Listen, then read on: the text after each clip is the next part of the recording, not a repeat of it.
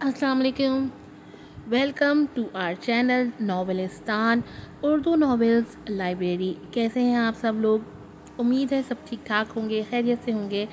आज आपके लिए लेकर आई हूँ नॉवेल मेरी बारिश हो तुम की न्यू एपिसोड।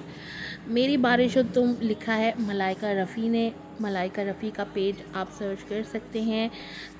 मलाइका दी राइटर के नाम से उनका पेज है। बहुत अच्छी राइटर्स हैं वहाँ पर, आपको बहुत और भी उनके बहुत अच्छे नॉवेल्स मिल जाएंगे।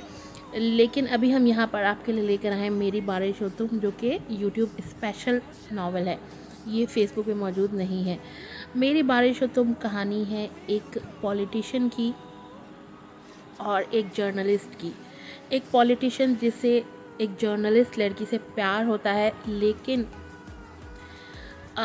कुछ ट्विस्ट होता है स्टोरी में, और ये ट्विस्ट कैसे होता है ये सब कुछ आप लोग जानेंगे आगे नॉवेल में। आज हम इसकी जो है ना आपके लिए लेकर आए हैं एपिसोड नंबर 5।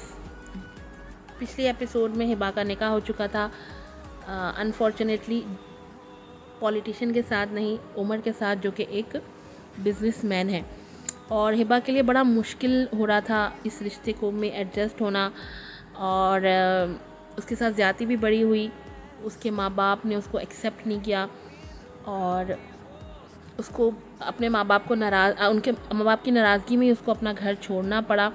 बाकी की डिटेल्स जो है ना वो आपको मिलेंगी नॉवेल के अंदर। बहुत मुश्किल होता है किसी भी लड़की के लिए एडजस्ट करना। एकदम से हालात बदल जाते हैं, वाक़यात बदल जाते हैं और सब कुछ बदल जाता है, पूरी दुनिया बदल जाती है। और उसमें फिर जाकर अपनी मर्ज़ी के ख़िलाफ़, अपने मिजाज के ख़िलाफ़ जाकर किसी नए रिश्ते को एक्सेप्ट करना बड़ा मुश्किल होता है। चलें बढ़ते हैं एपिसोड की तरफ। जल्दी से चैनल को सब्सक्राइब करते हैं, वीडियो को लाइक कीजिएगा, शेयर कीजिएगा, अच्छे अच्छे रिव्यूज़ भी दीजिएगा, बेल आइकन को ज़रूर प्रेस कीजिएगा। नॉवेल है मेरी बारिश हो तुम, एपिसोड नंबर है 5। राइटर हैं इसकी मलाइका रफ़ी।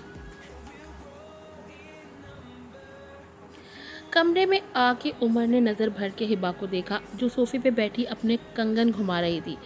एक नज़र उमर पे डाल के वो दोबारा से अपने मशगले में मसरूफ़ हो गई। नज़रों का मिलाप हुआ था और फिर वही सरदमोरी। बिलाल भाई की बात के लिए मैं आपसे माफ़ी मांगता हूँ, आप प्लीज़ दिल पे मत लीजिएगा। हिबा खामोश रही, जैसे कुछ सुना ही नहीं। वो इधर उधर देखता सोफे पे बैठ गया। आप बेड पर आराम से सो जाएं, मैं इधर सो जाऊंगा। हिबा फिर भी खामोश रही और अपने कंगन को घुमाने के अमल में मसरूफ़ रही। उमर के दिल पे यासियत सी छाई थी। हिबा, उसने दोबारा पुकारा। आप सुन रही हैं ना? हिबा ने एक नज़र उसे देखा, काफ़ी देर तक उसे देखती रही। उमर ने धड़कते दिल के साथ नज़रें चुरा लीं। उसे लगा वो अब फिर से कोई तंज करेगी या नफ़रत का इजहार करेगी। मैं यहीं ठीक हूँ, उसने बस इतना कहा और फिर से अपने काम में मसरूफ़ हो गई। उमर चुपचाप उसे बस देखे गया। वो बदल रही थी, अब उसने चीखना, चिल्लाना या नफ़रत का इजहार करना छोड़ दिया था।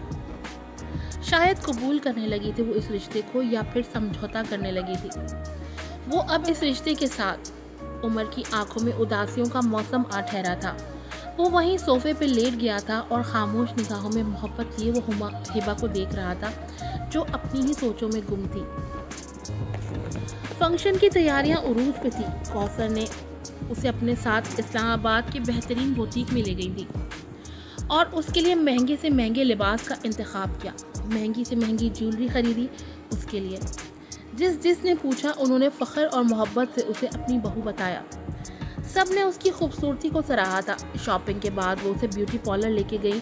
वो मना करती रही, मगर माहिर ब्यूटिशियन ने उसका हुलिया ही बदल दिया। मास्क लगाया गया, उसकी हेयर कटिंग करवाई। हिबा को ये सब अच्छा नहीं लग रहा था, लेकिन वो कौसर को मना नहीं कर पा रही थी। वो उसे इतनी मोहब्बत, इतनी इज्जत और मान दे रही थी कि वो चाह के भी मना नहीं कर सकी। घर पहुंच के गाड़ी से उतर के उन्होंने मुस्कुरा के हिबा का हाथ थामा था। गाड़ी से सामान अंदर लेके आओ। मुलाजिमों को हुक्म देके वो हिबा के लिए अंदर आ रही थी। बहुत खूबसूरत लग रही हो तुम हिबा। खूबसूरत तो तुम थी ही, लेकिन अब बेहद प्यारी लग रही हो। उसकी तारीफ करती कौसर अंदर आ रही थी, जबकि हिबा ने सिर्फ मुस्कुराने पे इक्तफा किया कि उसे इन सब से खास लगाव नहीं था। अब मैं तो आराम करने जा रही हूँ, शाम को बहुत कुछ करना है, मुझे बहुत थकन हो जाएगी, तुम भी आराम कर लो शाम तक। कौसर की बात पे उसने अस्बात में सर हिलाया था। छोटे छोटे कदम उठाती वो सीढ़ियाँ चढ़ने लगी। अपने कमरे के बंद दरवाजे की तरफ एक नज़र देखा और फिर सर झटक गई। इधर उधर नज़रें दौड़ाई और छोटे छोटे कदम रखती वो उस पोर्शन का जायज़ा लेने लगी। आगे जाके यहाँ भी उसे एक बड़ा लाउंज नज़र आया था। वहाँ से गुजर के वो आगे बढ़ी थी। यहाँ भी काफ़ी कमरे थे। एक बड़ा दरवाज़ा नज़र आने पे उसने कदम आगे बढ़ाए थे और दरवाज़ा खोल के हल्का सा अंदर झाँका था। बहुत सारी किताबें देख के उसकी आंखों में हैरत उभरी थी। तभी दरवाज़ा मुकम्मल खोल के वो अंदर आई थी और कदम रखती वो आगे बढ़ने लगी। वहाँ रखे हर एक रैक और शेल्फ पे किताबों को देख के वो कोई किताब चेक भी कर लेती। उसकी मनपसंद किताबों की हज़ारों तादाद थी वहाँ।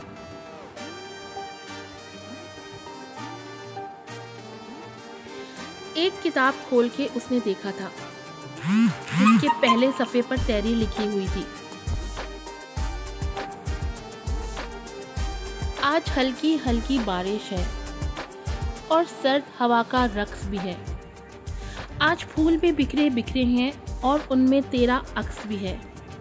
आज बादल गहरे गहरे हैं और चांद पे लाखों पहरे हैं। कुछ टुकड़े तुम्हारी यादों के बड़ी देर से मेरे दिल में ठहरे हैं। मेरे दिल पे यूं तुम छाए हो, आज याद बहुत तुम आए हो।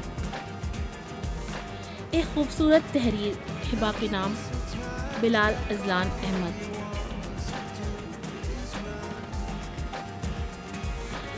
आंखों में जैसे मिर्चें सी भर गई थी। बेसाख्ता उन अल्फाज को हाथ की हथेली से छुआ था उसने। नम पलकें ऊपर को उठी तो पल भर के लिए वहीं थम गई। बिलाल न जाने कब वहां आया था और हिबा को यहाँ देख के वो रुक गया था। न चाहते हुए भी आंखों पे लाखों पहरे बिठाने के बावजूद भी वो खुद को रोक नहीं पा रहा था। किस कदर बदलाव आया था उसमें, किस कदर मुख्तलिफ और खूबसूरत लग रही थी वो आज। लेकिन वो अपने भाई का खाइन नहीं बनना चाहता था। तभी नजरें चुरा गया।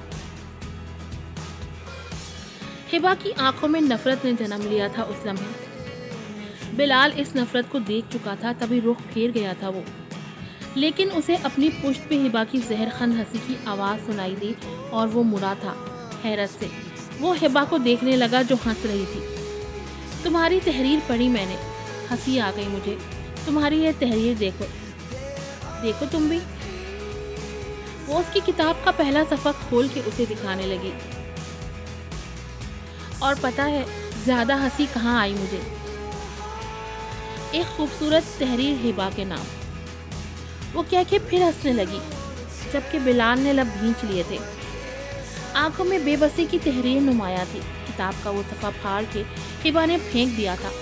बिलाल बिना कुछ कहे उसे देख रहा था। अपनी तशनगी मिटा के अपने भाई की गोद में मुझे फेंक देने वाला सियासतदान मर्द, क्या सियासत निभाई है, वाह। ताली बजाती वो बिलाल के करीब आई थी। दाद दे चुकी हूँ तुम्हें, और अब the brave journalist Hiba. Surname क्या दूँ? वो सोचने लगी और फिर सर झटक के उसके करीब हुई थी। हिबा बेनाम सी। इतना तारुफ काफ़ी है तुम्हारे लिए। अपनी किताबों से मेरे नाम की तहरीरें मिटा ही दो तो बेहतर है, वरना सब एक्सपोज कर दूंगी, तुम्हें भी और इन तहरीरों को भी, और साथ में गुजारे उन लम्हों को भी।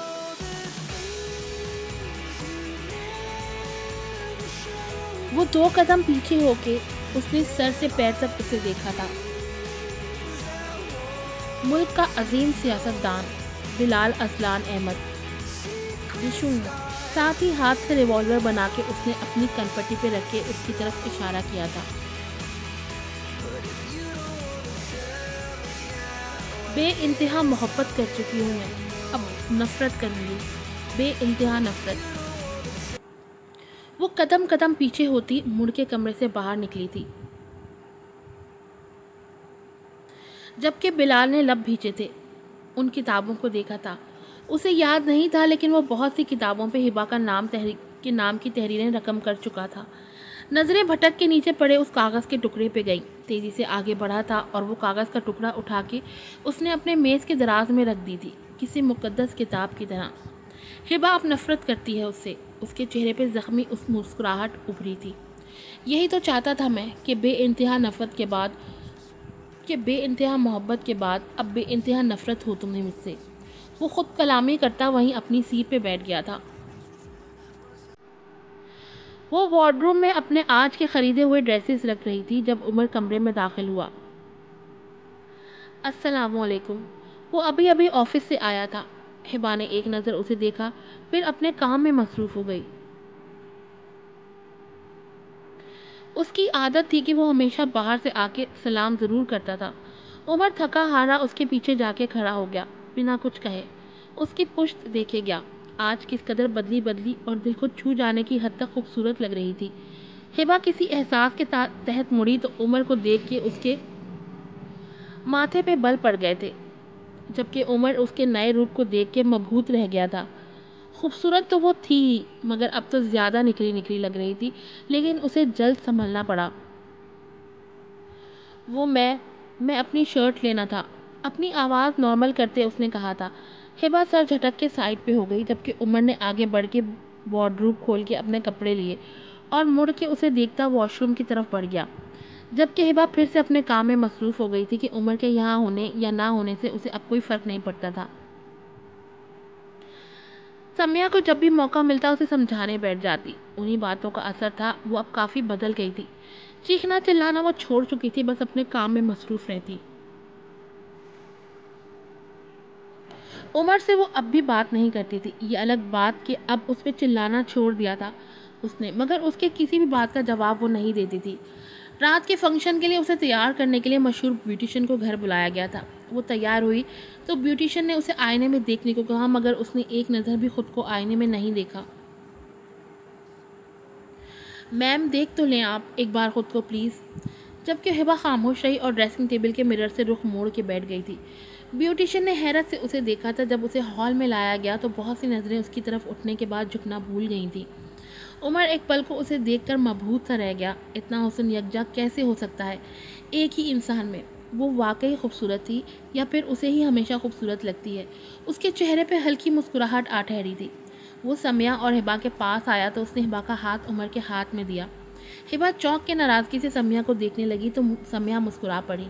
यहाँ सबकी नज़रें तुम दोनों पे हैं, सो प्लीज़ मेरी जान ध्यान रखो। हिबा को उसकी बात माननी पड़ी। उमर उसे लिए स्टेज तक आया, जहाँ अली अहमद और कौसर उनके मुंतज़िर थे। खुशदिली से दोनों ने उन्हें प्यार किया। अली अहमद ने गाड़ी की चाबी उसके हाथ में दी गिफ्ट के तौर पे, जबकि कौसर ने खूबसूरत डायमंड सेट उसे गिफ्ट के तौर पे पहनाया। जबकि वो हैरान सी उन दोनों को देख रही थी, जो ऐसे उस पर निछावर हो रहे थे जैसे उसकी जान से बढ़ के कोई उनके लिए अहमियत नहीं रखती। उमर तो उसे अपने बाजुओं के हिसार में लिए सरशार सा था। ये पल कुछ वक्त के लिए सही, मगर अभी तो उसका था। हिबा का हाथ थामने का मौका, उसके करीब खड़े होने की खुशी उसकी आंखों से झलक रही थी। जबकि हिबा उसकी गुर्बत से नागवारी महसूस कर रही थी। उसे घुटन हो रही थी, मगर वो मजबूर थी। इतनी मोहब्बत इस फैमिली से मिल रही थी उसे, तो वो उनके लिए कुछ देर के लिए उसे बर्दाश्त कर रही थी। तस्वीरें बन रही थी और वीडियोस बन रहे थे। इतने बड़े मजमे में बिलाल कहीं नहीं था।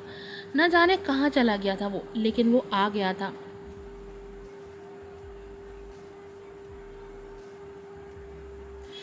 और जब वो आया तो लम्हा भर के लिए उन रिपोर्टर्स के मजमे में हलचल सी मच गई थी। वो कोई आम शख्सियत तो थी नहीं, बल्कि वो सियासतदान था। इस मुल्क का सबसे मजबूत सियासतदान और पसंदीदा शख्सियत।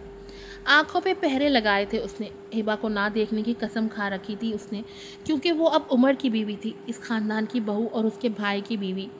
अली अहमद पुरसुकून से हुए थे कि बिलाल की गैर मौजूदगी उन्हें दुख दे रही थी और सबके लिए सवाल भी पैदा कर रहे थे।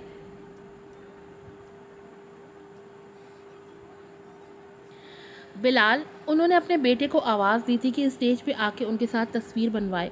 वो स्टेज पे आ रहा था जब नज़रें भटक के उस पे ठहर गई थी। लाख पहरों के बावजूद भी जब निगाहें भटक जाएं तो क्या सज़ा होनी चाहिए। लम्हा भर के लिए उसे लगा कि वो वहीं गिर जाएगा। आगे बढ़ने की हिम्मत नहीं रही थी उसके नातवा वजूद में।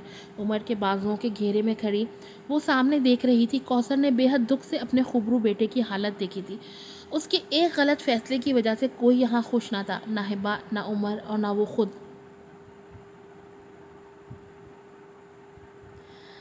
सर प्लीज़ एक पोज, सर प्लीज़ एक फ़ोटो। आवाज़ों पे वो चौंका था। खुद को संभालता वो स्टेज पे आया था और अली अहमद के पहलू में खड़ा हुआ था। सबकी नज़रें हम पे हैं बिलाल, प्लीज़ बेटा संभालो खुद को and be careful. Ali Ahmad ने सरगोशी की थी जबकि बिलाल के दिल पे उसके वजूद पर तारीकी सी छाने लगी थी। लेकिन अब आंखों पे पहरा ऐसा लगाया कि खुद से अहद कर लिया था कि अब इसे देखने की गलती नहीं करेगा। कमरे में आते ही वो अपना क्लच फेंक के ड्रेसिंग टेबल के सामने खड़ी होकर अपनी ज्वेलरी उतारने लगी। उमर बेखुदी में उसे देख रहा था। वो अभी तक इसी सरशारी में सांस ले रहा था कि हिबा उसके करीब आई थी। आज मजबूरी में ही सही वो हिबा के पास आके खड़ा हो गया। हिबा हिबा ने एक उचटती नज़र उस पर डाली। एक रिक्वेस्ट कर सकता हूँ आपसे?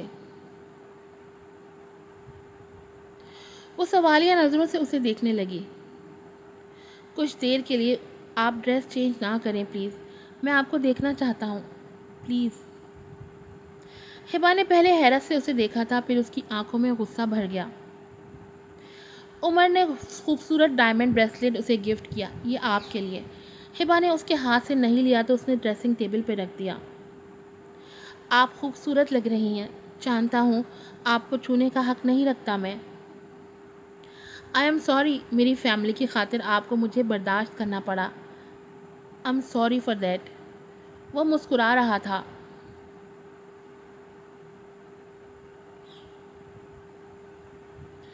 लेकिन वो चंद लम्हे मुझे ज़िंदगी बख्श गए हिबा।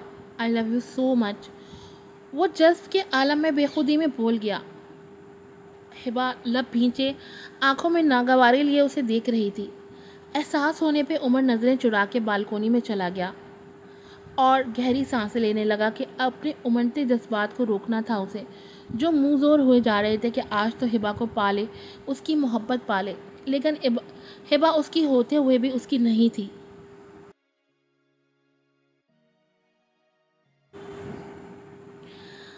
आज के हर अखबार में हिबा और उमर की तस्वीरें थीं। जर्नलिस्ट हिबा और मशहूर पॉलिटिशियन अली अहमद के बेटे उमर की शादी। हेडलाइंस थी, समिया तो कोई 10वीं मर्तबा कह चुकी थी कि हिबा और उमर कितने खूबसूरत लग रहे थे साथ में। उसके हर बार कहने पे हिबा झीम जाती थी। मैं सुबह से अखबार उठा के देख रहा हूँ, हमारे बच्चे तो बहुत खूबसूरत लग रहे हैं। अली अहमद मुस्कुरा के कह रहे थे, जबकि हिबा ना चाहते हुए भी मुस्कुरा दी थी। जबकि बिलाल ने बेहद हैरत से उसकी मुस्कुराहट को देखा था। हाँ, बेहद खूबसूरत, बोझल लहजे में कहता वो अचानक से चौंका था। हिबा नागवारी से उसे देख रही थी, जबकि अली अहमद और समिया भी उसकी तरफ मुतवज्जा हुए थे। मेरा मतलब है कि डैड, आपने ठीक कहा। वो नज़रें चुरा के अपना मोबाइल देखने लगा, जबकि हिबा लब भींचे शरबान आंखों से उसे देख रही थी। अली अहमद ने हिबा पे एक नज़र डाली थी, जिसकी नफरत भरी नज़रें बिलाल पे थी, लेकिन खामोशी से सर झटक गए। जबकि समिया कुछ ना समझने वाले अंदाज में इन तीनों को देखे गई। कुछ तो था, लेकिन क्या? बिलाल की नज़र उस पर गई और उसे अपनी तरफ देखता पाके लब भींच गया। वो हिबा बिना किसी खौफ के उसे ही देख रही थी, जबकि उसने चौंक के अली अहमद और फिर अंदर आते उमर को देखा था। समिया को लम्हा लगा था सब समझने में। हिबा, मैं सोच रही थी कि समिया के बुलाने पे हिबा ने नजरें बिलाल पर से हटाई थी और अब वो समिया को देख रही थी। लो, उमर भी आ गया। हिबा ने मुड़ के देखने की कोशिश भी नहीं की थी। गहरा सांस लेके खुद को नॉर्मल जाहिर करने की नाकाम कोशिश की थी उसने। मैं सोच रही थी उमर और हिबा कि मुझे तुम दोनों के लिए गिफ्ट ले लेना चाहिए था, तो अब लूँगी।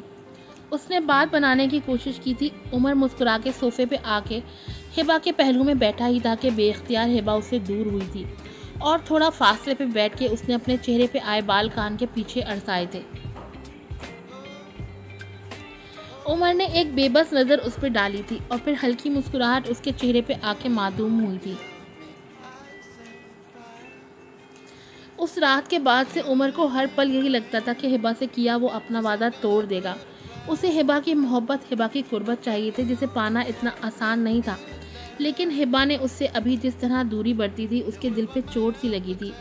ऐसे दिल पे वार कर गई थी कि वो मुकम्मल खामोश हो गया था। अभी उसने एक नज़र हिबा पे डाली तो अली अहमद की किसी बात का जवाब दे रही थी। बिलाल उसे ही देख रहा था। दोनों भाइयों की नज़र मिली थी और उमर ने बेइख्तियार नज़रें चुराई थी।